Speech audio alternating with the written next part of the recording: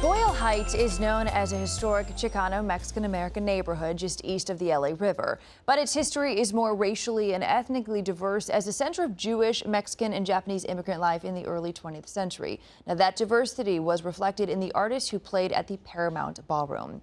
Amy Paffrath joins us now to share the story of one local historian working to ensure the legacy of that nearly 100-year-old venue lives on. Hi, Amy. Good morning. Morning. Good morning, Bianca. Hey, Melvin. Well, the building that houses the Paramount Ballroom was built in the 1920s, and in the early 50s, it became the site of interracial gatherings of musicians, dancers, and audiences. Today, Ruben Guevara, aka Funkhuatl, is not only teaching prison inmates poetry in his off time, he's teaching Boyle Heights residents about the important lessons to be gleaned from the past, namely the power of coming together and celebrating with music and dancing. Los Angeles is rich with history, if only we're curious enough to walk through the doors of the past like cultural curator Ruben Guevara. Got to find the history lessons that aren't really told. And that's what I do. I guess I'm kind of an investigator. Today, the writer, historian, and rock star, more on that later, is working on restoring the legacy of the Paramount Theater here in Boyle Heights. This was really the epicenter of the music activity in LA.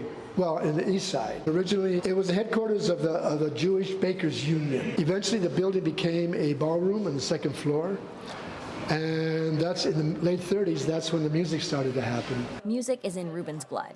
As a kid, he moved around a lot with his musician father, but he was born just around the corner from here at White Memorial. I didn't grow up here, but I grew old here. I love the neighborhood, I love its history. One of the only communities in Los Angeles that actually got along together.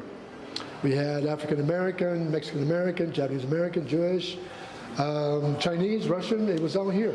He says we can learn a lot from the way this community embraced so many cultures, and he loves to share about the artists who've played here. Little Julian, the first Chicano R&B star from East LA. For me, a lot of these guys that have played here, they're my heroes. Lalo Guerrero, he was considered the godfather of Chicano music. Down the way here, we have Count Basie. He was the first to cross the color barrier, because most black groups could only play in South Central Los Angeles. So that was a major breakthrough. The history of this venue is as fascinating as Ruben's own life. He spent lockdown filming a documentary with his son. The topic, the one he's least interested in discussing, himself. Well, it's not about me, but I'll give you a little bit. I had a band with Frank Zappa back in the 70s called Ruben and the Jets. We did 2 albums, we toured with major groups, and like all good rock and roll bands, they blow up. And I went on to do other things. Ruben and the Jets didn't get the chance to play at the Paramount, but after closing in the 80s and 90s, the ballroom officially reopened in 2019. Not great timing, but with the reopening this September, Ruben is thrilled that live music will soon fill this room again. I want to rock and roll with a punchy, let life keep the beat, something like that. We're old veteranos, we're old veterans of the scene, and so it's really great to be able to keep their legacy alive. It's going to be buzzing, cousin. It's going to be happening. And now we have a pizza restaurant down below, so you can party up here and run downstairs, get yourself a pizza. What more do you want? Yeah. Bringing music and cultures together in Boyle Heights.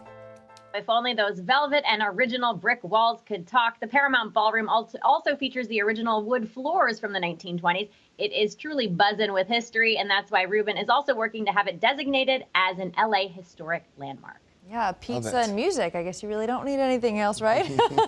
So, Amy, do we know who's going to be kicking off the new music season?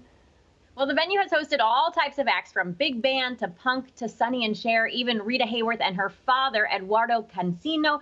Ruben says they are finalizing the details on who will grace the stage this fall. But you did see that pizza place that just opened below. That's Brooklyn Avenue Pizza Co. So it's definitely a fun way to spend a night out at an intimate venue. Keep an eye out for upcoming shows at ParamountLA.com. I've heard the best things about Brooklyn Avenue Pizza. I gotta get over there. Sounds delicious. The pizza's great, but I highly recommend the wings. Okay, the wings. You got it, girl. Thanks, Amy. Okay. We'll be back, everybody. Stay with us. This is Your Morning on Spectrum News 1. Happy Tuesday.